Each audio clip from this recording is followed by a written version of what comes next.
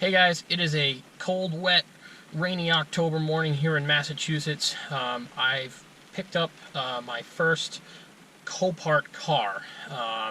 I didn't buy it now. I paid, I think it was about $1,000 out the door with fees for a 2013 Dodge Dart SXT. Has about 100,000 miles on it. Has some slight accident damage to the passenger side. It's coming up from Pennsylvania.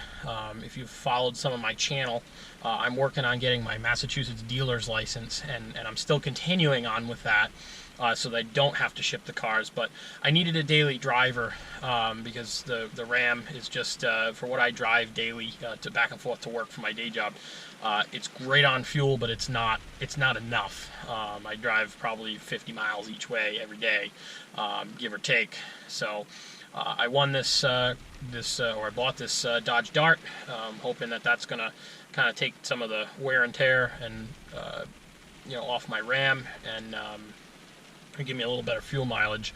Plus, it's a great project for the channel, so hopefully that will be. It's supposed to be delivered between 9 and 10 o'clock this morning. It's just after 9. I've been talking to the driver, and supposedly it runs. He was actually able to get it running and on the trailer because I didn't know if it ran or drove. Not too afraid of any mechanical issues, so it really wasn't really a big issue for me. And it's new enough where I can get parts and stuff for it, so not too scared about that. But he was actually able to get it started and running it on the trailer, so I'm kind of stoked that hopefully we'll be able to get it up and into the shop so that I can start working on it, along with some continued videos on the F-150 and the Mustang. I have some more videos coming on those guys as well, so stay tuned.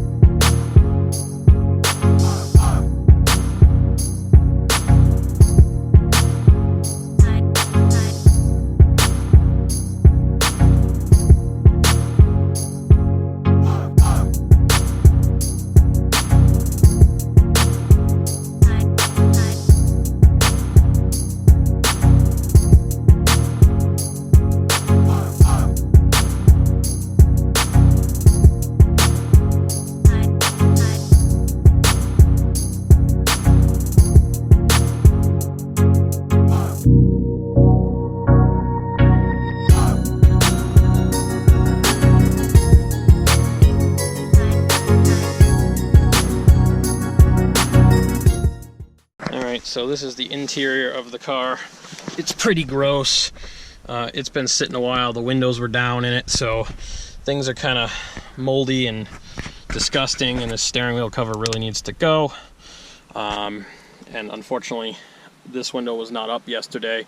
I couldn't get it up because the battery was dead, and I finally was able to get it up last night. So to try and keep some of the moisture out of the car. Same with that one. That window was down last night too. I'm not sure why it was down. I was able to put it up no problem. I thought for sure I was going to find that it was broken or not there, but it was okay. So this is pretty much the base model Dart. There's nothing fancy or crazy about it, other than that it's really flippin' dirty.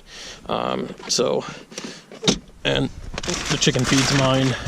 There is a box of fresh tilapia in the back seat. No, thankfully there's no tilapia in there.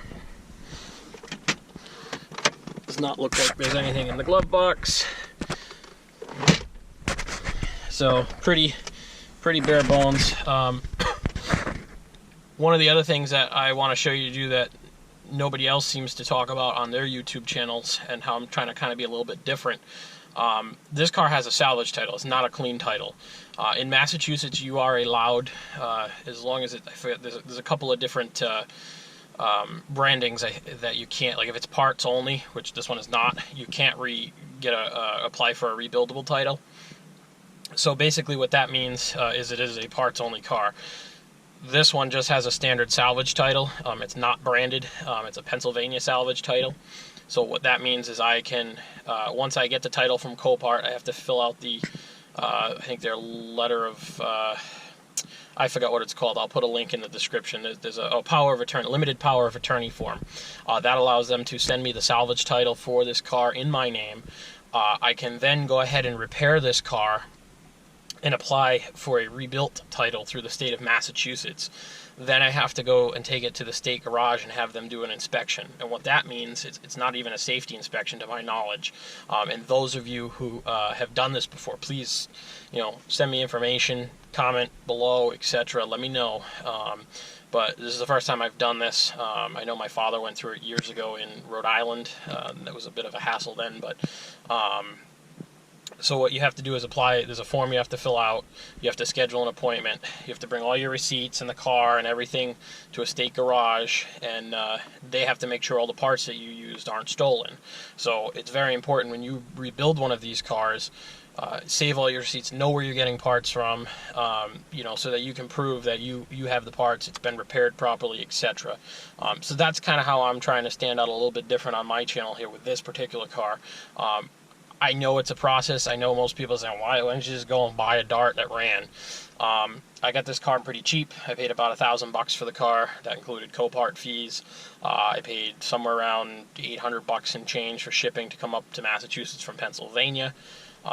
So even if I spend another $2 or $3 grand on this car, it's still, for me, it's cheap transportation. And I get a 5-year-old car with low mileage. It's only got about 100K on it. And it's a car that I really like. I'm a bit of a Dodge guy. I know I have a Ford shirt on this morning. I like my Fords as well, but I've had very good luck with the Dodge and Mopar stuff lately. And I just like the designs, the interior, the exterior. I just like the product. They have their own issues, just like any brand does. So hopefully I'm going to take you guys through that process as well, so that you can kind of see, it's really, at least in the state of Massachusetts, and from what I've seen so far, I don't think it's too terribly bad. And I won't have a car loan when I'm done. There'll be no car loan on it other than what I paid for parts and the car itself, which will be out of my pocket. So the car will be mine free and clear. If I had to go buy this at a dealership right now, from what I could see, they're between 8 and 10 grand. We're a clean title, running, driving, similar vintage Dodge Dart with either similar kind of mileage, might have a little bit lower mileage on it. So for me, this is kind of the way to go. I can kind of whittle away at it little by little until I get it fixed. The only thing, again, that really scares me is if anything got bent over there, which hopefully it didn't. Hopefully I get lucky, and hopefully it's just, cosmetic.